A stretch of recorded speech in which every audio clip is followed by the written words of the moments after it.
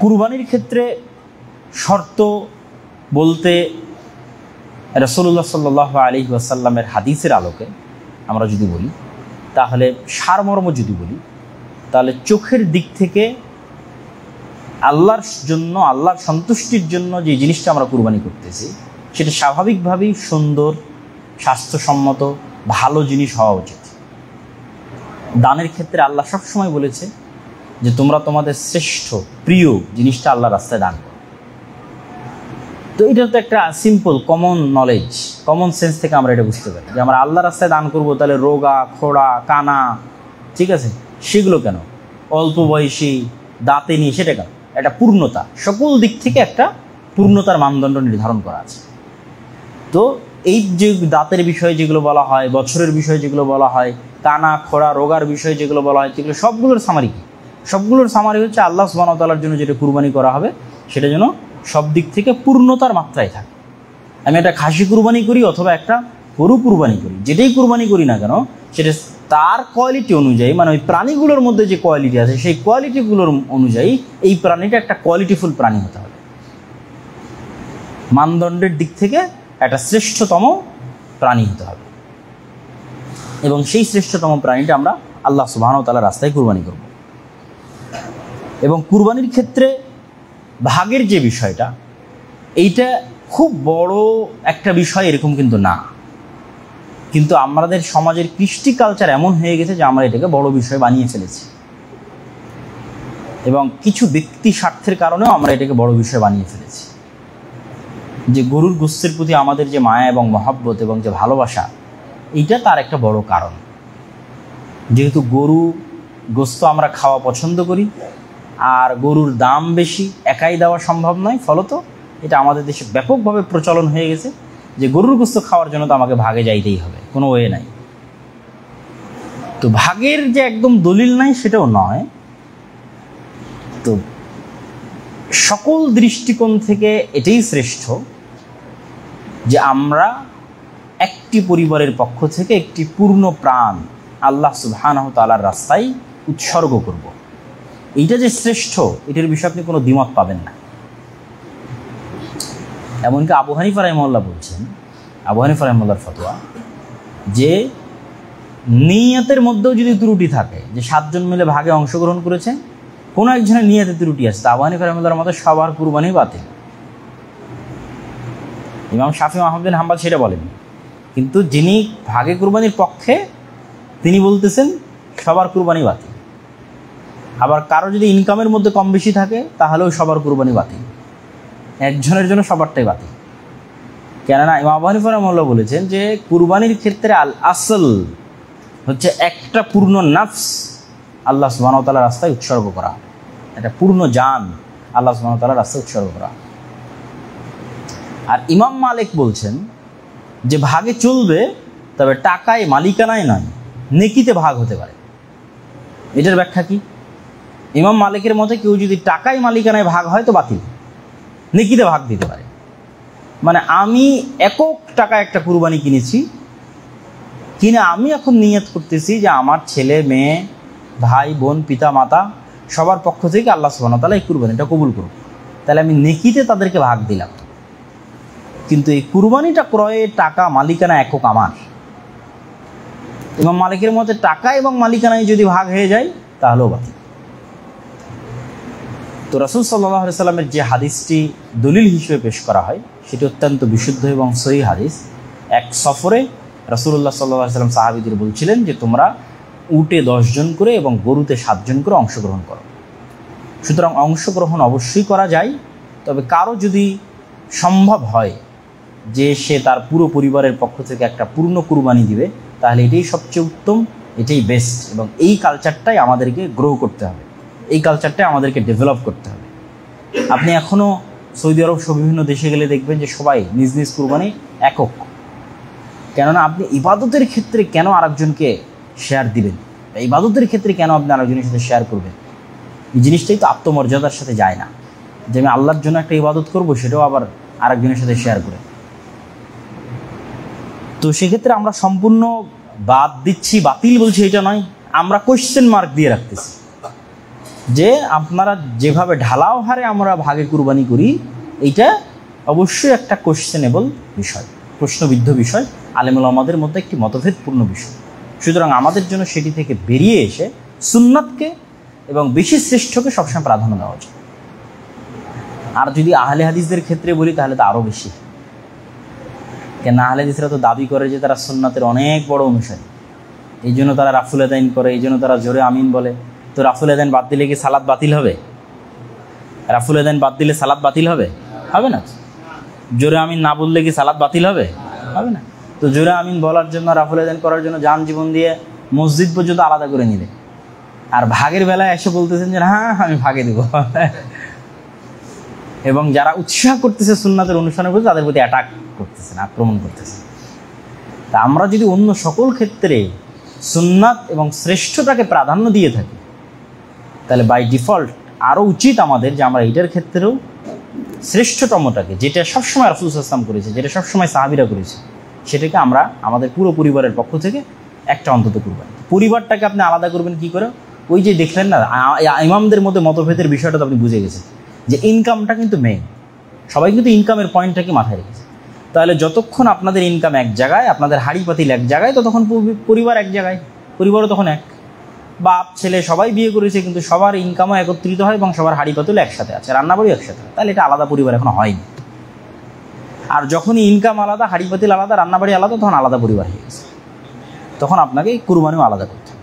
কুরবানির গোস্তের বন্টন, কুরবানির গোস্তের বন্টনের ক্ষেত্রে আল্লাহ সুবহানাহু ওয়া তাআলা এবং রাসূলুল্লাহ সাল্লাল্লাহু আলাইহি ওয়াসাল্লামের যে আদেশ, সেই আদেশের সারমর্মটা হচ্ছে মানুষ নিজেও খাবে, মানুষকেও দেবে। এরকম নির্ধারিত করে বলা নাই যে আমাকে এত ভাগই করতে হবে এবং এত ভাগই বন্টন করতে হবে, এমনকি জমাও রাখতে পারবে। তোমরা কুরবানির গোস্ত খাও, মানুষকে খাওয়াও এবং জমা রাখো। তাহলে কুরবানির গোস্ত দিতেও হবে, নিজেও খেতে হবে, জমাও রাখতে পারবে। তো সমাজে যদি কোনো কিছু প্রচলন থাকে, সেটা যতক্ষণ সরাসরি শরীয়তকে ভায়োলেট করতেছে না, ততক্ষণ আপনি সেটাকে অ্যাকসেপ্ট করতে পারেন। দেখা যায় আপনি একটা সমাজে বসবাস করেন, সেখানে তো একটা ভাগ সমাজে দিয়ে আসতে হয়, সেটা আপনি দিয়ে আসবেন। কিন্তু অনেক সময় দেখা যাচ্ছে যে ভাগটা গরিব মিসকিনের জন্য দিয়ে আসা হলো, তাহলে যে গরুরটা দিয়েছে সে নাকি খাসিরটা নিয়ে যাবে, আবার যে খাসিরটা দিয়েছে গরুরটা নিয়ে যাবে। এই কালচারগুলোর সাথে স্বার্থ কানেক্টেড থাকে, ইখলাস কানেক্টেড থাকে না, মানে গোস্তের প্রতি লোভ কানেক্টেড থাকে। এই জন্য এটা পছন্দনীয় নয়। আপনি যদি দেন একবারই দিয়ে দেবে, আপনি গোস্ত দিয়ে আবার সমাজ থেকে আবার গোস্ত নিয়ে আসতেছেন, গরুরটা দিয়ে খাসিটা নিয়ে এসেছেন, যে খাসি গরুটা, এটা কনফ্লিক্ট করে, কনফ্লিক্ট অফ ইন্টারেস্ট, ইখলাসকে ত্রুটিযুক্ত করে। কিন্তু আমরা কিন্তু এই কালচারটা সমাজে বিল্ড আপ করে ফেলেছি, যেটা ঠিক না। আমি যেটা গরিব মিসকিনের জন্য, তুমি সমাজ থেকে যারা কুরবানি দেয়নি তাদের মধ্যে এটা বন্টন করে দাও। যে গরুর কুরবানি দেয়নি তার গরু কিনে খাওয়ার সক্ষমতা সে কিনবে, যার খাসির গোস্ত দরকার তার খাসি কিনে খাওয়ার সক্ষমতা সে কিনবে। আজকের এই গোস্তের সাথে এটা কানেক্টেড করে অল্টারনেটিভ করার মতো একটা সুবিধা দেওয়া কুরবানি দাতাদেরও, যে ভাই আপনি গরুরটা জমা দিয়ে যান, দিয়ে খাসিরটা নিয়ে যান। সমাজে যেটা চলে, এটা কিন্তু একটু আমাদের জন্য, আমরা যদি নিয়তের দিক থেকে দেখি, ইখলাসের দিক থেকে দেখি, লজ্জাস্কর।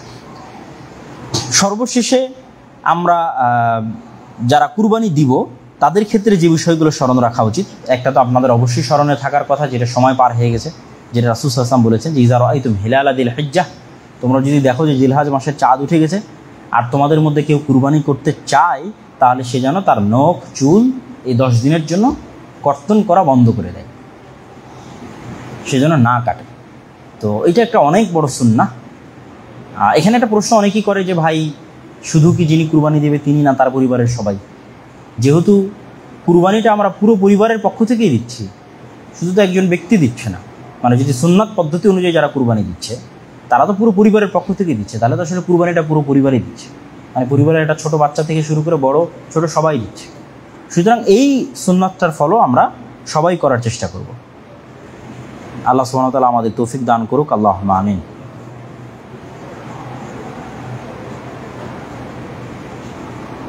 কুরবানির ফজিলতের মধ্যে একটা ফজিলত বলে আমরা আমাদের আজকের আলোচনার শেষের দিকে চলে যাব ইনশাআল্লাহ, এবং তারপরে ইব্রাহিম আলাইহিসসালাতু ওয়াসসালামের জীবনীর একটু সংক্ষিপ্ত দু একটা পয়েন্ট আমরা সবাই জানি, তারপরে টাচ দিয়ে আমাদের বক্তব্য শেষে চলে যাব। আয়েশা রাদিয়াল্লাহু তাআলা থেকে বর্ণিত, তিনি বলেন, মা আমালু আদমিয়্যিন মিন আমালিন ইয়াওমান নাহর আহাব্বু ইলাল্লাহ মিন ইহরাকিদ দাম। কুরবানির দিনে আল্লাহ সুবহানাহু ওয়া তাআলার নিকটে মানুষের করা ইবাদতগুলোর মধ্যে আল্লাহর সবচেয়ে প্রিয় হচ্ছে রক্ত প্রবাহিত করা। ইন্নাহা লাতা'তি ইয়াওমাল কিয়ামাহ, এই কুরবানি কিয়ামতের মাঠে উপস্থিত হবে বিকুরুনিহা ওয়া শাআরিহা ওয়া আজলাফিহা। এই কুরবানির রক্ত, মাংস, শিং, হাড় হুড্ডি যা ফেলে দেওয়া হয় সেগুলো সহই কিয়ামতের মাঠে উপস্থিত করা হবে। তো এটা আমাদের ইবাদতের শ্রেষ্ঠত্বের প্রমাণ বহন করে। এগুলো সরাসরি এখান থেকে আল্লাহ সুবহানাহু ওয়া তাআলার কাছে যায় এরকম কোনো বিষয় নয়। এই রক্ত, এই খুন, এগুলো সরাসরি আলোচনা করে এগুলো না। এটা কিয়ামতের মাঠে উপস্থিত হবে সম্মানের খাতিরে, ইবাদতের প্রমাণের খাতিরে, শ্রেষ্ঠত্বের খাতিরে। যেমন যারা জিহাদ করে তারা কিয়ামতের মাঠে কিন্তু যে অবস্থায় মারা গেছে ওই পোশাকে ওই আহত, ওই রক্তাক্ত অবস্থাতেই উঠবে, এবং তাদের আহত অবস্থায় যদি কোনো অঙ্গ থেকে রক্ত প্রবাহিত হতে থাকে তাহলে রক্ত প্রবাহিত অবস্থাতেই তারা কিয়ামতের মাঠে উত্থিত হবে। কিন্তু সেই দিন তাদের ওই রক্তের গন্ধ হবে মিসকে আম্বার তথা হরিণের নাভির যে সুগন্ধি, সেই সুগন্ধির চেয়ে তো শ্রেষ্ঠতম সুগন্ধি তাদের রক্ত থেকে প্রবাহিত হবে। তো এটা তাদের শ্রেষ্ঠত্ব বোঝানোর জন্য কিয়ামতের মাঠে। ঠিক তেমনই যারা হাজি, তারা যদি ইহরাম অবস্থায় মারা যায় তাহলে সেই ইহরামের কাপড় পরিহিত অবস্থায় কিয়ামতের মাঠে উত্থিত হবে এবং সে তালবিয়া পাঠ করতে থাকবে যখন সে উত্থিত হবে। তাহলে এটা তার শ্রেষ্ঠত্ব প্রমাণ করার জন্য। ঠিক দেখা যাচ্ছে কিয়ামতের মাঠে যে জাকাত দেয়নি তার গরু ছাগল তাকে, তার সম্পদ তাকে সাপ হিসেবে, তার গরু ছাগল তাকে খুর দিয়ে, তাহলে কিয়ামতের মাঠের কিছু দৃশ্য থাকবে যে দৃশ্যগুলো কিছুটা অপমানজনক, কিছুটা সম্মানজনক। এটা কিয়ামতের মাঠে। তো ঠিক কিয়ামতের মাঠের একটা সম্মানজনক দৃশ্য হচ্ছে আপনার সাথে আপনার কুরবানিও থাকবে, যে কুরবানি আপনি আল্লাহ সুবহানাহু ওয়া তাআলার জন্য আল্লাহ সুবহানাহু ওয়া তাআলার রাস্তায় করেছেন। তো এই কুরবানির একদম সারমর্ম বিষয়ে যদি আমরা চলে আসি তাহলে সেটা হচ্ছে ইব্রাহিম আলাইহিস সালাম। আমরা বক্তব্য শুরু করেছিলাম এবং বক্তব্য শেষও করছি যে কুরবানির সুন্নাত ইব্রাহিম আলাইহিস সালামের সুন্নাত, মুসলমানের সুন্নাত ইব্রাহিম আলাইহিস সালামের সুন্নাত, হজের সুন্নাত ইব্রাহিম আলাইহিস সালামের সুন্নাত, কাবা ঘরের সুন্নাত, সাফা মারওয়ার সুন্নাত, মিনার সুন্নাত, এগুলো প্রত্যেকটার সাথে ইব্রাহিম আলাইহিস সালাম কানেক্টেড। এই জন্য মুহাম্মদ সাল্লাল্লাহু আলাইহি ওয়াসাল্লাম বারবার বলতেন যে আমি মিল্লাতে ইব্রাহিমের দাবিদার। এবং ইব্রাহিম আলাইহিস সালামকে গ্লোরিফিকেশন করার মধ্যে সবচেয়ে বড় যে পাওয়ারটা আছে, সে পাওয়ারটা হচ্ছে পৃথিবীর আর দুইটা বড় রিলিজিয়ান ইহুদি এবং খ্রিস্টান, তাদের কাছে ইব্রাহিম আলাইহিস সালাম অনেক সম্মানিত এবং অনেক মহৎ। এবং তাদের ধর্মগ্রন্থ এবং আমাদের ধর্মগ্রন্থের মধ্যে অনেক বিষয় কমন আছে। যেমন মানুষ যে আদম আলাইহিস সালাম থেকে সৃষ্টি হয়েছে এটা কমন, তাদের ধর্মগ্রন্থ আমাদের ধর্মগ্রন্থ আছে, এখনও আছে এত বিকৃতির পর। নূহ আলাইহিস সালামের বন্যা হয়েছিল, এটা কমন। অসংখ্য নবীর নাম কমন, আমরা ইব্রাহিম বলছি, তারা আব্রাহাম বলছে, আমরা ইসহাক বলছি, তারা আইজাক বলছে, আমরা ইয়াকুব বলছি, তারা জ্যাকব বলছে, আমরা ইউসুফ বলছি, তারা জোসেফ বলতেছে, কমন। ঠিক কুরবানির ঘটনাও কমন। চলমান তাওরাত এবং চলমান ইনজিল এত বিকৃতির পরেও কুরবানির ঘটনা আছে। পার্থক্য কি? তাদের ওখানে উল্লেখ করা আছে যে ইসহাক আলাইহিস সালামকে ইব্রাহিম আলাইহিস সালাম কুরবানি করছিলেন, যেটা পবিত্র কোরআনে ইসমাইল আলাইহিস সালামের ক্ষেত্রে বর্ণনা করা আছে, সেটা তারা মনে করে যেটা ইসহাক আলাইহিস সালামের ক্ষেত্রে। তো যত বেশি পরিমাণে আমরা ইব্রাহিম আলাইহিস সালামকে গ্লোরিফাই করতে পারবো, তার জীবনকে অনুসরণ করতে পারবো, প্রকৃতপক্ষে মিল্লাতে ইব্রাহিমের অনুসরণ করতে পারবো, ততই কিন্তু আমরা পৃথিবীতে শ্রেষ্ঠ জাতি হিসেবে আবির্ভূত হবে এবং অন্যদের কাছে আমাদের হাক্কানিয়াত, হক এবং সত্যটা পৌঁছে যাবে। যে তোমরাও তো ইব্রাহিম আলাইহিস সালামের অনুসরণ করতে চাও, তোমরাও তো ইব্রাহিম আলাইহিস সালামকে শ্রেষ্ঠ মনে করো, তাহলে দেখো ইব্রাহিম আলাইহিস সালামের অনুসারী কারা, কারা প্রকৃতপক্ষে ইব্রাহিম আলাইহিস সালামের অনুসরণ করতেছে। এই জন্য আল্লাহ কিন্তু কোরআনে বলেছে, মাকানা ইব্রাহিম ইয়াহুদিয়্যান ওয়ালা নাসরানিয়্যান, ইব্রাহিম ইহুদি ছিল না, নাসারাও ছিল না, বরং হানিফা মুসলিমা, বরং সে ছিল মুসলিম। এবং ওমাকানা মিনাল মুশরিকিন, এবং ইব্রাহিম মুশরিক শিরককারীদের অন্তর্ভুক্ত ছিল। তাহলে অন্তত যদি তোমরা ইব্রাহিমেরই ফলোয়ার হও, ইব্রাহিমকে যদি তোমরা সম্মান করতে চাও, তাহলে প্রমাণ করো যে ইব্রাহিম আলাইহিস সালাম কোনো শিরকের অনুসারী ছিল কিনা, ইব্রাহিম আলাইহিস সালাম ইহুদি নাসারা ছিল কিনা, ইব্রাহিম আলাইহিস সালাম কোনো শিরক করতেন না। তাহলে শিরক মুক্ত হিসেবে এবং তার স্মৃতির অনুসরণ হিসেবে মুসলমানেরা যত বেশি এগিয়ে থাকবে, তত মুসলমানদের শ্রেষ্ঠত্বের জন্য এবং ইবাদতের দিক থেকে কিয়ামতের মাঠে আল্লাহ সুবহানাহু ওয়া তাআলার কাছে শ্রেষ্ঠত্ব অর্জনের জন্য এটি অনেক বড় ভূমিকা পালন করে। তো ইব্রাহিম আলাইহিস সালামের পুরো জীবনী থেকে আমাদের শিক্ষা হচ্ছে যে তার পুরো পরিবারটা একটা আদর্শ পরিবার, এবং তারপরে আল্লাহ কিয়ামত পর্যন্ত আর কোনো নবী তার পরিবারের বাইরে পাঠান। তিনি যেমন পিতা হিসেবে আদর্শ, তেমন স্বামী হিসেবে আদর্শ, তার স্ত্রীরা পৃথিবীর শ্রেষ্ঠ আদর্শতম স্ত্রী এবং তার সন্তানরা পৃথিবীর শ্রেষ্ঠ আদর্শতম সন্তান। সবগুলো অনুষঙ্গ আপনি ইব্রাহিম আলাইহিস সালামের পরিবারের মধ্যে পাবেন। যে সন্তান কেমন হওয়া উচিত? ইসমাইলের মতো হওয়া উচিত। স্ত্রী কেমন হওয়া উচিত? সারা এবং হাজেরার মতো হওয়া উচিত। স্বামী কেমন হওয়া উচিত? ইব্রাহিম আলাইহিস সালামের মতো হওয়া উচিত। তো তাদের এই পুরো ইতিহাস থেকে আমাদের জন্য অনেক কিছু শেখার আছে। এবং এই যে বর্তমান মক্কা এবং বর্তমান যে কাবা, এই কাবার ক্ষেত্রে ইব্রাহিম আলাইহিসসালাতু ওয়াসসালামের যে দোয়া, যে রব্বি ইন্নী আসকানতু মিন যুররিয়্যাতি, হে আল্লাহ আমি আমার বংশের একটা অংশকে এমন এক জায়গায় রেখে যাচ্ছি, গায়রা জি যারইন ইনদা বাইতিকাল মুহাররম, এমন একটা উপত্যকায় রেখে যাচ্ছি যে উপত্যকায় না কোনো ফলমূলের ব্যবস্থাপনা আছে, না কোনো পানির ব্যবস্থাপনা আছে, না কোনো ছায়াগ্রহণের ব্যবস্থাপনা আছে, সব কিছু ছাড়া তিনি সেখান থেকে ফেলে যাচ্ছেন। তো হে আল্লাহ আপনি তাদেরকে রিজিকের ব্যবস্থা করে দিবেন এবং তারা যেন, আমার পরবর্তী বংশধরেরা যেন মূর্তি পূজক না হয় এবং তারা যেন সালাত আদায়কারী হয়। ইব্রাহিম আলাইহিস সালামের দোয়ার অংশ, কোরআন থেকে বলতেছে যে তারা যেন মূর্তি পূজক না হয় এবং সালাত আদায়কারী হয়। যে রব্বি জাআলনি মুকিমাস সালাহ ওয়া মিন যুররিয়্যাতি, আল্লাহ আমি যেন সালাত আদায়কারী এবং আমার পরবর্তী বংশধর যেন সালাত আদায়কারী হয়।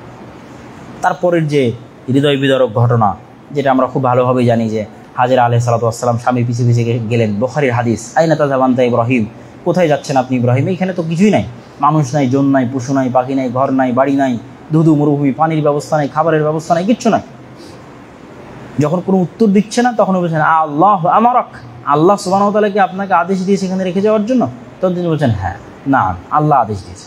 তখন বলছেন লা ইউদাইয়া আল্লাহ, যদি আল্লাহ আদেশ দিয়ে থাকে তাহলে আমাদেরকে আল্লাহ ধ্বংস করবেন না। এই যে আল্লাহর প্রতি অগাধ আস্থা, বিশ্বাস, ভরসা, এটা আমরা আজকের যুগে কোথায় পাবো? আমরা কিন্তু মুসলমানেরা পিছিয়ে আছে এই কারণে। মুসলমানরা জেরুজালেম যখন ওমর ইবনুল খাত্তাব বিজয় করে, সুলতান সালাহুদ্দিন আইয়ুবী বিজয় করে, যখন বদরের যুদ্ধ হয়, উহুদের যুদ্ধ হয়, তখন মক্কার কাফেরদের তুলনায় মুহাম্মদ সাল্লাল্লাহু আলাইহি ওয়াসাল্লামের যা শক্তি ছিল, আর পারস্য এবং রোমান সম্রাটের তুলনায় ওমর রাদিয়াল্লাহু তাআলার যা শক্তি ছিল, আর ক্রুসেডারদের তুলনায় সালাহুদ্দিন আইয়ুবীর যা শক্তি ছিল, তার তুলনায় এখনকার মুসলমানদের শক্তি বর্তমান কুফফার মুশরিকদের চাইতে বেশি। এখনকার মুসলমানদের টাকা পয়সা এখন ওই তুলনার চাইতে এখনকার কাফের মুশরিকদের চাইতে বেশি। কিন্তু তারপর দেখুন মুসলমানরা মাজলুম কেন? এদের সবার মৃত্যু ভয়, দুনিয়ার ভয়, কারণ এদের আল্লাহর প্রতি অগাধ আস্থা এবং বিশ্বাস এবং আল্লাহর প্রতি অগাধ ভরসা নাই, যে আল্লাহ সুবহানাহু ওয়া তাআলার প্রতি ভরসা করে থেকে যেতে পারে। আল্লাহ সুবহানাহু ওয়া তাআলার প্রতি ভরসা করলে ধুধু মরুভূমিতে মাটি ফেটে পানি বের হয়ে আসতে পারে। এইটাই তো আসলে আমাদের শিক্ষা, যে আল্লাহ সুবহানাহু ওয়া তাআলার উপর ভরসা করলে, সত্য বিষয় আল্লাহর উপর ভরসা করলে আল্লাহ ফেরেশতা দিয়ে সহযোগিতা করে। এবং ফেরেশতা আল্লাহর একটা সৃষ্টি যে পৃথিবীতে আছে, সেই ফেরেশতা দিয়ে আল্লাহ সুবহানাহু ওয়া তাআলা তাদের সেখানে খাবারের ব্যবস্থা করে দিলেন, যেটা জমজমের পানির কথা আমরা জানি। তো পুরো ইব্রাহিম আলাইহিসসালাতু ওয়াসসালামের পুরো জীবনী থেকে আমাদের জন্য অনেক কিছু শেখার আছে, এটা নিয়ে স্টাডি করার আছে, পড়ার আছে, আমাদের লাইফে বিভিন্ন অ্যাঙ্গেলের সাথে মিলানোর আছে। আমরা কিভাবে দুনিয়াকে দেখছি, তারা কিভাবে দেখতেন, আমরা কিভাবে আমাদের জীবনকে দেখছি, ইব্রাহিম আলাইহিস সালাম এবং তার ফ্যামিলি কিভাবে দেখতেন, দৃষ্টিভঙ্গিটা কি, পয়েন্ট অফ ভিউকে অনেক কিছু মিলানোর আছে এবং অনেক কিছু আমাদের জন্য শেখার আছে। তো আমরা শুধু যেন নামকাওয়াস্তে আনুষ্ঠানিকতার ক্ষেত্রে কুরবানি করি, এটা যেন না করি, বরং ফিল যেন করি যে আসলে এই কুরবানিটা কোন স্মৃতিকে সামনে রেখে আমরা করতেছি। সেই স্মৃতিটা ইব্রাহিম, ইসমাইল, সারা, হাজেরা, তাদের যে ফ্যামিলির যে হিস্ট্রি, সেটার থেকে আমরা আসলে কি শিক্ষা নিচ্ছি কুরবানিটা করার মাধ্যমে। এই শিক্ষাটাই যেন আমাদের পরবর্তী জীবনের জন্য পাথেয় হয়ে থাকে। আল্লাহ সুবহানাহু ওয়া তাআলা কবুল করুক। সেই সর্বশ্রেষ্ঠ দিন কোনটা এবং কেন এই 10 দিন সর্বশ্রেষ্ঠ তা আমরা তুলে ধরব। একটু ইতিহাস দেখি। ওয়াইদ ওয়া'আদনা মূসা 40 লাইলা, আর যখন আমি আল্লাহ মূসাকে ডেকেছিলাম আমার ইবাদতের জন্য 40 দিন তুর পাহাড়ে, তখন মূসা আলাইহিস সালাতু ওয়াস সালামের এই 40 দিনের শেষ 10 দিন জিলহজ মাসের প্রথম 10 দিন, যেমন রমাজান মাসের 30 দিনের শেষ 10 রাত আমরা অত্যন্ত গুরুত্ব দিয়ে থাকি, ঠিক তেমনি মূসা আলাইহিস সালাতু ওয়াস সালামের 40 দিন যে উনি আল্লাহর কাছে ইবাদত করেছিলেন, এই 40 দিনের শেষ 10 দিন হচ্ছে জিলহজ মাসের প্রথম 10 দিন।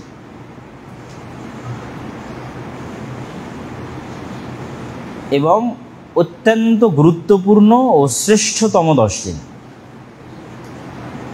আল্লাহ সুবহানাহু তাআলা এই 10 দিনের কসম করেছেন পবিত্র কোরআনে, ওয়াল ফাজর ওয়া লায়ালিন আশর, শপথ সকালের এবং শপথ 10 দিনের, এবং শপথ আইয়াম মালুমাত, নির্ধারিত দিনের। সেই নির্ধারিত দিনগুলো জিলহজ মাসের প্রথম 10 দিন। রাসূলুল্লাহ সাল্লাল্লাহু আলাইহি ওয়াসাল্লাম এই জিলহজ মাসের প্রথম 10 দিনের বর্ণনা দিতে গিয়ে তিনি বলেন, মা মিন আইয়ামিন আল আমাল আস-সালিহ ফিহা আহাব্বু ইলাল্লাহ মিন হাযিহিল আইয়াম।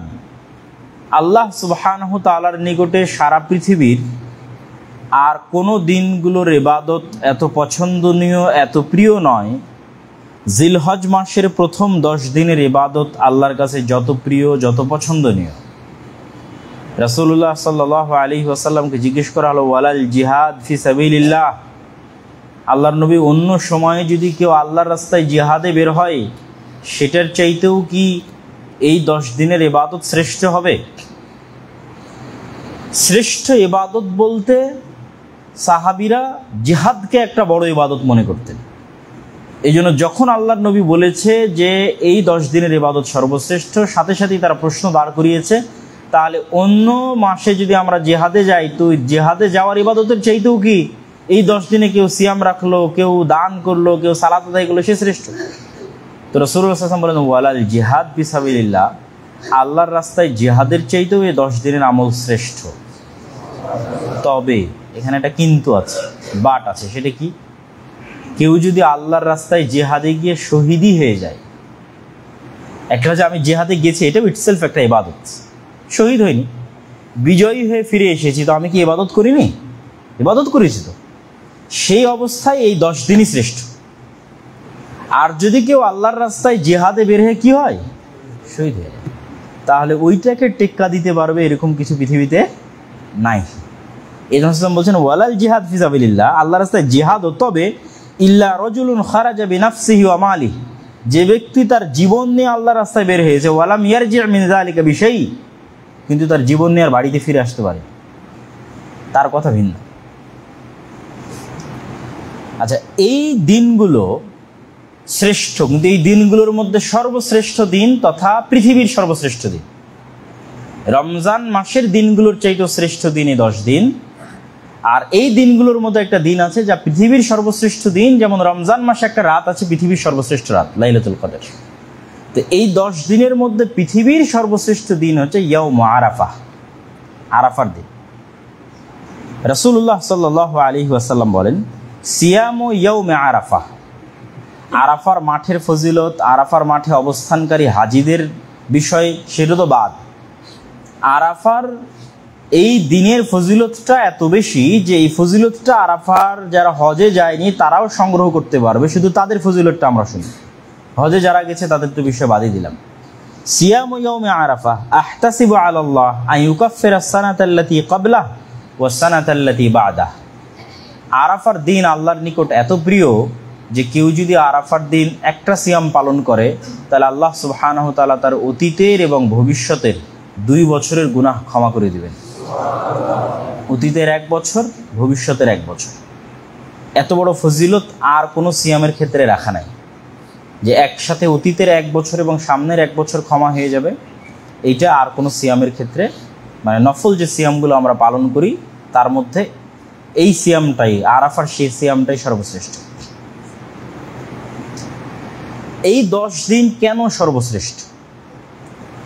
এই 10 দিনের মধ্যে যতগুলো ইবাদত একত্রিত হয়েছে, রমজান মাসেও এতগুলো ইবাদত একত্রিত হয় না।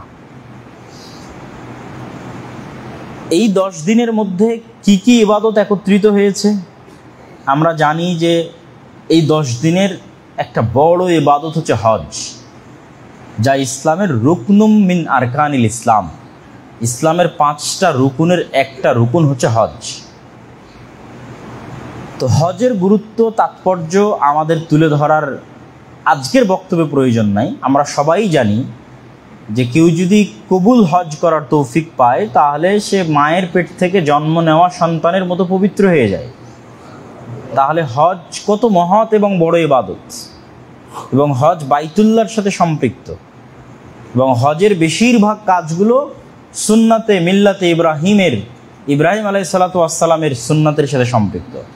সাফা মারওয়া ইব্রাহিম আলাইহিসসালাতু ওয়াসসালামের, তারপরে কি বলে ওর নাম, যেখানে মাকাম ইব্রাহিমে দাঁড়ায় সেটাও ইব্রাহিম আলাইহিসসালাতু ওয়াসসালামের, মিনা সেটাও ইব্রাহিম আলাইহিসসালাতু ওয়াসসালামের, হজ নিজেও ইব্রাহিম আলাইহিসসালাতু ওয়াসসালামের। তো ইব্রাহিম আলাইহিসসালাতু ওয়াসসালামের সুন্নাতকে পুনরুজ্জীবন করা, তাকে স্মরণ করা, তাকে অন্তরে লালন করার সবচেয়ে বড় অনুষঙ্গ হচ্ছে হজ। তাহলে একটা বড় ইবাদত এই 10 দিনে সম্পূর্ণ হয়, সেটা হজ।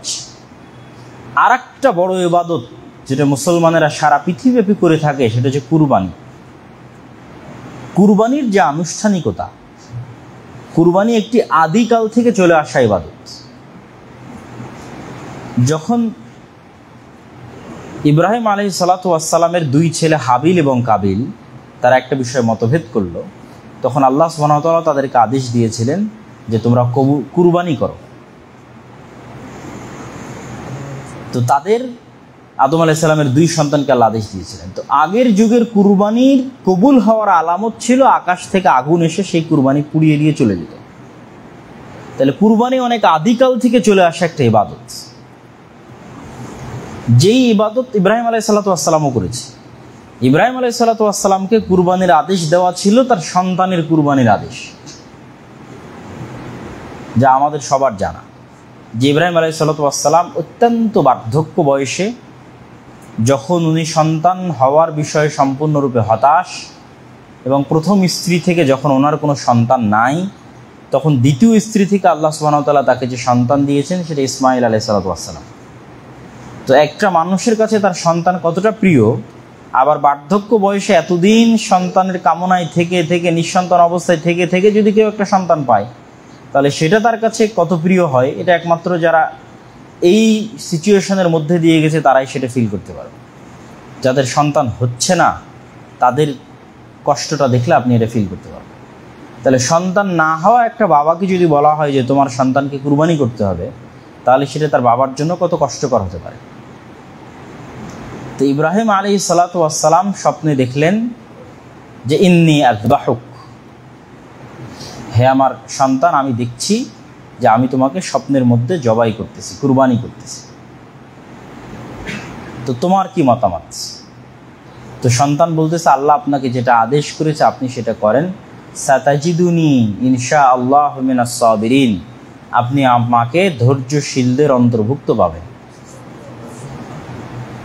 এখানে একটা শব্দ পবিত্র কোরআনে ব্যবহৃত হয়েছে, ফালাম্মা আসলামা ওয়াতাল্লাহু লিল জাবিন। এই আসলামা এটা দ্বিবচন, কোরআন যারা পড়বেন তারা দেখবেন, বা যারা মোটামুটি আরবি জানেন, যে যখন পিতা ও পুত্র দুইজনই আত্মসমর্পণ করলো, ইসলাম গ্রহণ করলো। আসলামা মানে কিন্তু ইসলাম গ্রহণ করা। তো ইসলাম গ্রহণের শাব্দিক অর্থ হচ্ছে আত্মসমর্পণ করা। ফালাম্মা আসলামা, যখন পিতা এবং পুত্র উভয়ই আত্মসমর্পণ করলো। কি আত্মসমর্পণ করলো? আল্লাহর সিদ্ধান্তের সামনে আত্মসমর্পণ করলো। ওয়াতাল্লাহু লিল জাবিন, এবং তার গর্দানকে পেতে দিল, উৎসর্গ করে দিল আল্লাহর সিদ্ধান্তকে মেনে নেওয়ার জন্য। তাহলে পিতা এবং পুত্র উভয়ই আল্লাহর আদেশকে মানার জন্য স্যাক্রিফাইসের সর্বোচ্চ লেভেলে চলে গেছে, যে মানুষ উৎসর্গ করতে পারে, আত্মসমর্পণ করতে পারে, আল্লাহর দেওয়া আদেশ নিষেধ মেনে নিতে পারে, তার সর্বোচ্চ স্তরে পিতা এবং পুত্র পৌঁছে গেছে। পিতা তার সন্তানকে জবাই করার জন্য প্রস্তুত, সন্তান নিজে নিহত হওয়ার জন্য প্রস্তুত, শুধুমাত্র এটা আল্লাহ সুবহানাহু ওয়া তাআলার আদেশ। এই কারণে এটাই কিন্তু ইসলাম, আল্লাহর আদেশের সামনে আত্মসমর্পণের নামই কিন্তু ইসলাম। তাহলে এই যে কুরবানির একটা মহৎ ইবাদত, এই ইবাদতটা কখন সম্পূর্ণ হয়? এই 10 দিনের মধ্যে সম্পূর্ণ হয়। তাহলে আমরা হিসাব করতেছিলাম যে পৃথিবীর শ্রেষ্ঠতম ইবাদতগুলোর একটা ইবাদত হজ, যা এই 10 দিনে হয়। পৃথিবীর অন্যতম একটি বড় ইবাদত কুরবানি, যা এই 10 দিনে হয়। পৃথিবীর শ্রেষ্ঠতম একটা দিন আরাফার দিন, যা এই 10 দিনের মধ্যে আছে। আবার এই 10 দিনে আরও 2টা ইবাদত মানুষ যুক্ত করতে পারে, কানেক্টেড করতে পারে, যা রাসূল সাল্লাল্লাহু আলাইহি ওয়াসাল্লাম যুক্ত করেছেন। সেটা হচ্ছে সালাত, সিয়াম, দান। তো সিয়ামেরটা তো রাসূল সাল্লাল্লাহু আলাইহি ওয়াসাল্লাম বলে দিয়েছেন, হাদিসে স্পষ্ট এসেছে, আয়েশা রাদিয়াল্লাহু তাআলা আনহার হাদিস, যে রাসূলুল্লাহ সাল্লাল্লাহু আলাইহি ওয়াসাল্লাম এই জিলহজ মাসের প্রথম 9 দিন সিয়াম পালন করতেন। তাহলে 10 দিনের মধ্যে সিয়ামও ঢুকে গেল, 10 দিনের মধ্যে কুরবানিও ঢুকে গেল, 10 দিনের মধ্যে হজও ঢুকে গেল, 10 দিনের মধ্যে আরাফাও ঢুকে গেল। এতগুলো জিনিসকে একসাথে একত্রিত করা আর পৃথিবীর কোনো সময়ে সম্ভব নয়, যা এই 10 দিনে সম্ভব।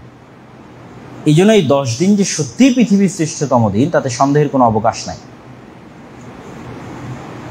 এবং কুরবানির দিনকে রাসূল সাল্লাল্লাহু আলাইহি ওয়াসাল্লাম বলেছেন শ্রেষ্ঠতম দিন হিসেবে আমরা আরাফার দিনকে উল্লেখ করতে পারি। কুরবানির দিনকে আল্লাহ বলেছেন সবচেয়ে বড় দিন। এই দিনে তাকবীর পাঠের মাধ্যমে আল্লাহর বহত্ব ঘোষণা করা হয়। আ'যামুল আইয়াম ইনদাল্লাহ ইয়াউমুন নাহর, আল্লাহর নিকটে বড় দিন। এই দিন হজের সবচেয়ে কঠিন কঠিন কাজগুলো এই দিনে সম্পূর্ণ হয়। এই দিনে হাজিদের উপর যেই পরিমাণ কষ্ট এবং পরিশ্রম যায় তা কল্পনার বাইরে। তো এই দিনে হাজিরা যে একত্রিত একসাথে অনেকগুলো ইবাদত করে, তাওয়াফ থেকে শুরু করে, মিনায় জামরা নিক্ষেপ করা থেকে শুরু করে, মুজদালিফা থেকে বের হয়ে কুরবানি থেকে শুরু করে, একসাথে অনেকগুলো কাজ তাদেরকে একদিনে করতে হয়। কুরবানির যে দিনটা আমরা কুরবানি পালন করি, এটাকে রাসূল সাল্লাল্লাহু আলাইহি ওয়াসাল্লাম বলছে আ'যামু আইয়ামিদ দুনিয়া, পৃথিবীর সবচেয়ে মহৎ এবং মহান দিনগুলোর একটা দিন হচ্ছে এই দিন। এবার এই দিনগুলোতে আমরা কি করতে পারি? রাসূলুল্লাহ সাল্লাল্লাহু আলাইহি ওয়াসাল্লাম কি করার বিষয়ে আমাদেরকে আদেশ দিয়েছেন বা কি করার বিষয়ে তিনি আমাদের বলেছেন।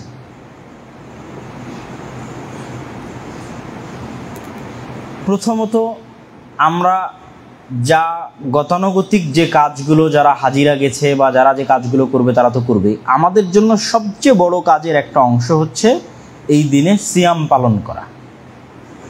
ঈদের আগের দিন পর্যন্ত এই সিয়ামকে কন্টিনিউ রাখা। আর কেউ যদি এই 9 দিনের পুরো দিন সিয়াম পালন করতে না পারে, তো অন্তত পক্ষে আরাফার দিনের সিয়ামটা মিস দেওয়া কোনো মতেই উচিত নয়। কেননা আরাফার দিনে যত বেশি পরিমাণ মানুষকে আল্লাহ সুবহানাহু ওয়া তাআলা ক্ষমা করে থাকেন, আর পৃথিবীর কোনো দিনে এত বেশি পরিমাণ মানুষকে আল্লাহ সুবহানাহু ওয়া তাআলা ক্ষমা করেন না। যদিও সেই ক্ষমা করার বড় একটা অংশ যারা আরাফার মাঠে অবস্থান করছে তারাই পায়। কেন রাসূল সাল্লাল্লাহু আলাইহি ওয়াসাল্লাম বলেছেন আল হাজ্জু আরাফা, আরাফাই হজ। যে আরাফা পেল তার হজ হয়ে গেছে, যে আরাফা পেল না রেড লাইন ক্রস করে দিয়েছে। অন্যগুলোর বাদিল আছে, মানে অপশন আছে। কারো যদি কোনোটা ছুটে যায়, মিস যায়, তাকে বলা হবে তুমি দম দাও। মুআল্লিমরা বলবে যে তুমি আর একটা কুরবানি বা খাসির টাকা দাও, সেটা তোমার নামে দান করে দেওয়া হবে। কোনো কিছু মিস গেলে, তাওয়াফ মিস গেল বা এভরিথিং কোনো রং হলো, কিন্তু আরাফা লা বাদিলা লা।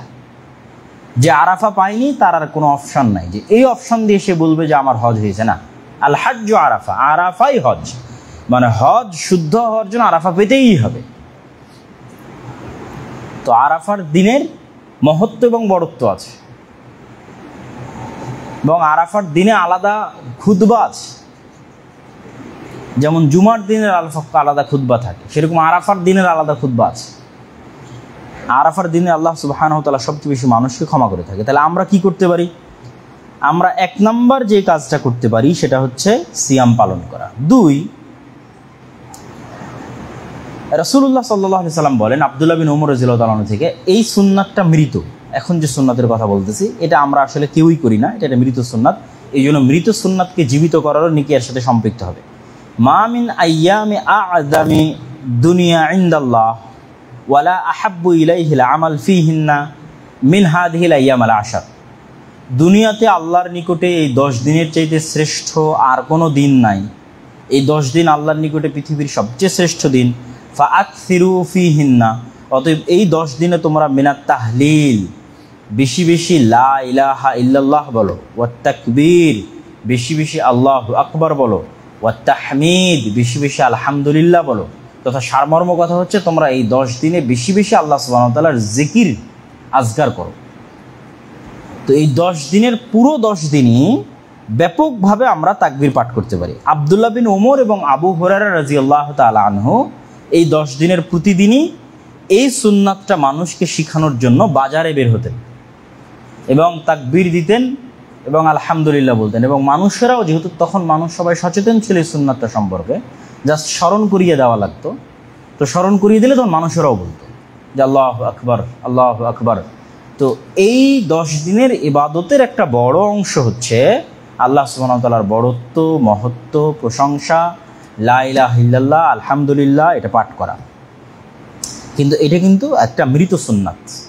তো মৃত সুন্নাতকে জীবিত করলে আমরা এটার উপর আর যারা আমল করবে তাদেরও কিন্তু নেকির অংশ এবং ভাগীদার আমরা হব।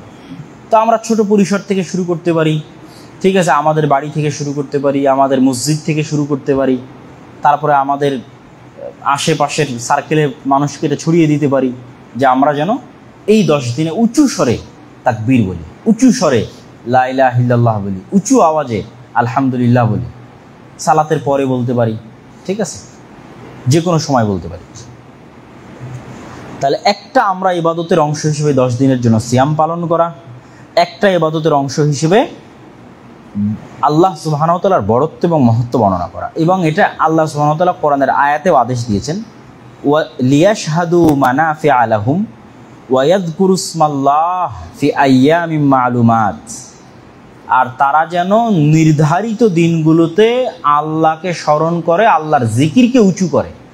তো সব মুফাসসির একমত যে নির্ধারিত দিন এই 10 দিন, আইয়াম মা'লুমাত এই 10 দিন, এই 10 দিনে যেন তারা আল্লাহ সুবহানাহু ওয়া তাআলার আওয়াজকে, আল্লাহ সুবহানাহু ওয়া তাআলার বড়ত্ব এবং মহত্বকে উঁচু করে। আর সৎ আমলের মধ্যে যত ধরনের সৎ আমল আছে তার সবগুলোই আমরা এই 10 দিনে করতে পারি। তার মধ্যে যেমন একটা বড় সৎ আমল হতে পারে দান করা, আমরা এই 10 দিনে আল্লাহ সুবহানাহু ওয়া তাআলার রাস্তায় দান করতে পারি। এবার আমরা চলে আসি, আমরা যেহেতু হজে যাইনি সেহেতু হজের বিধান আমাদের সাথে প্রাসঙ্গিক নয়। এই 10 দিনের আর একটা বড় কাজ যেটার হুকুম আহকাম আমাদের জানা উচিত সেটা হচ্ছে কুরবানি। কুরবানির গুরুত্ব, কুরবানির ফজিলত এবং কুরবানি সংক্রান্ত হুকুম এবং আহকাম আল্লাহ সুবহানাহু ওয়া তাআলা পবিত্র কোরআন মাজিদে বলেন, ফাসল্লি লিরাব্বিকা ওয়ানহার, হে নবী আপনি আপনার প্রতিপালকের জন্য সালাত আদায় করুন এবং আপনার প্রতিপালকের জন্য কুরবানি করুন, আদেশ। আল্লাহ সুবহানাহু ওয়া তাআলা আরো বলেন, কুল ইন্না সালাতি ওয়া নুসুকি ওয়া মাহইয়ায়া ওয়া মামাতি লিল্লাহি রাব্বিল আলামিন, হে নবী আপনি বলে দিন আমার সালাত, আমার কুরবানি, আমার জীবন, আমার মৃত্যু শুধুমাত্র আল্লাহ সুবহানাহু ওয়া তাআলার জন্যই উৎসর্গীকৃত। তাহলে এখানে যা যা জিনিসগুলোকে গণনা করা হয়েছে সেই গণনার মধ্যে 1 নম্বরে রাখা আছে সালাত, 2 নম্বরে রাখা আছে কুরবানি। ঠিক আছে, কুল ইন্না সালাতি ওয়া নুসুকি, আমাদের সালাত এবং আমাদের কুরবানি। তো সালাত এবং কুরবানি এই দুটাকে একত্রিত করা হয়েছে এই আয়াতের মধ্যে, যেটা শুধুমাত্র আল্লাহ সুবহানাহু ওয়া তাআলার জন্য। আর এক আয়াতে আল্লাহ সুবহানাহু ওয়া তাআলা বলেন, ওয়ালিকুল্লি উম্মাতিন জাআলনা মানসাকান লিয়াযকুরু ইসমাল্লাহি আলাইহি, প্রত্যেক উম্মতের জন্য আমি কুরবানির ব্যবস্থা করে দিয়েছি। যেটা আমরা আগেই শুরুতে বলেছি যে কুরবানি হিস্ট্রিক্যালি একদম আদম আলাইহিস সালাতু ওয়াস সালাম থেকে নিয়ে শুরু করে উম্মতে মুহাম্মাদি পর্যন্ত কন্টিনিউ আছে। প্রত্যেক উম্মতের জন্য কুরবানি ছিল, ধরন ভিন্ন হতে পারে, সিস্টেম হুকুম হাকাম ভিন্ন হতে পারে, কুরবানি ছিল। তো আল্লাহ বলছেন ওয়ালিকুল্লি উম্মাতিন জাআলনা মানসাকা, প্রত্যেক উম্মতের জন্য আমরা কুরবানি নির্ধারণ করে দিয়েছি যেন লিয়াযকুরু ইসমাল্লাহ, তারা আল্লাহকে স্মরণ করতে পারে, আলা মা রাযাকাহুম মিন বাহিমাতিল আনআম, আল্লাহ তাদেরকে চতুষ্পদ জন্তু খাওয়ার যে নিয়ামত দান করেছেন সেই নিয়ামতের যেন শুকরিয়া আদায় করতে পারে। ফা ইলাহুকুম ইলাহু ওয়াহিদ, তাদের ইলাহ, তোমাদের ইলাহ একজনই, ফালাহু আসলিমু, অতএব তোমরা সেই ইলাহের সামনে আত্মসমর্পণ করো। তাহলে এই আয়াতে কিন্তু আল্লাহ সুবহানাহু ওয়া তাআলা স্পষ্ট করে দিলেন যে প্রত্যেক উম্মতের জন্য কুরবানি নির্ধারিত ছিল। আর কুরবানির পিছনের গোপন রহস্যটা আল্লাহ বলে দিলেন, কেন আল্লাহ কুরবানি নির্ধারণ করেছেন, যেন মানুষ শুকরিয়া আদায় করতে পারে। আল্লাহ সুবহানাহু ওয়া তাআলা মানুষকে যে চতুষ্পদ জন্তু থেকে উপকার গ্রহণের যে নিয়ামত পৃথিবীর মানুষকে দিয়েছেন, চতুষ্পদ জন্তুকে ব্যবহার করে কত ধরনের নিয়ামত মানুষ সংগ্রহ করে, মানুষের গায়ের জামা থেকে শুরু করে, পায়ের জুতা থেকে শুরু করে, তারপরে হচ্ছে কাপড় চোপড় থেকে শুরু করে, গরমের জন্য ব্যবহারের, এগুলো কিন্তু আল্লাহ কোরআনে অন্য আয়াতে বলেছে। গরমের ব্যবহার থেকে শুরু করে, তাদের থেকে দুধ থেকে শুরু করে, তাদের গোস্ত থেকে শুরু করে, প্রত্যেকটা বিষয়, তাদেরকে যানবাহন হিসেবে ব্যবহার থেকে শুরু করে, কৃষিকাজে লাগানো থেকে শুরু করে, প্রত্যেকটা বিষয়ের এই চতুষ্পদ জন্তুগুলো পৃথিবীর মানুষের জন্য অসংখ্য অসংখ্য উপকারী। ধরেন কোনো উপকারী যদি বাদ দেন, এখন আপনাদের যদি যানবাহনের উপকারের কথা বলি তাহলে যানবাহনের উপকারের কথা মনে থাকবে না, বুঝতে পারবেন না যানবাহনের উপকার কি, আপনাদের কাছে গাড়ি আছে, ঠিক আছে। কিন্তু এতটুকু উপকার কিন্তু আমরা ঠিকই বুঝতে পারতেছি যে হাজার হাজার লক্ষ কোটি মানুষের রিজিক এই অ্যাগ্রো ফার্মিংয়ের উপর নির্ভর করে। যেমন আমাদের পুষ্টি এই চতুষ্পদ জন্তুর সাথে কানেক্টেড, ঠিক এটার উপর ভিত্তি করে লক্ষ কোটি মানুষ তাদের ইনকামের ব্যবস্থা তৈরি করতেছে। ডেইরি ফার্মের মাধ্যমে, গোস্তের মাধ্যমে, পশু লালন পালন করে সেটা বিক্রির মাধ্যমে। তো ঘুরে ফিরে যুগ যতই পরিবর্তন হোক, এগুলোর মূল্য কোনো দিন কমবে না, এগুলোর উপকার কোনো দিন কমবে না, এগুলো থেকে মানুষ উপকার নিতেই থাকবে। তো মানুষ যেগুলো থেকে উপকার নিচ্ছে তার নেয়ামত স্বরূপ, এটার শুকরিয়া স্বরূপ মানুষের উচিত এই কুরবানিতে অংশগ্রহণ করা। কুরবানির হুকুম কি? কুরবানির হুকুম ওয়াজিব না সুন্নাত? আবু হানিফা রাহিমাহুল্লাহ, ইবনে তাইমিয়া রাহিমাহুল্লাহ সহ একদল আলেমের মতে কুরবানি ওয়াজিব, আর অধিকাংশ আলেম ওলামার মতে কুরবানি সুন্নাত। কেন কিছু কিছু ক্ষেত্রে সাহাবীরাও কুরবানি ছেড়েছেন সক্ষমতা থাকা সত্ত্বেও, এটার প্রমাণ পাওয়া যায়।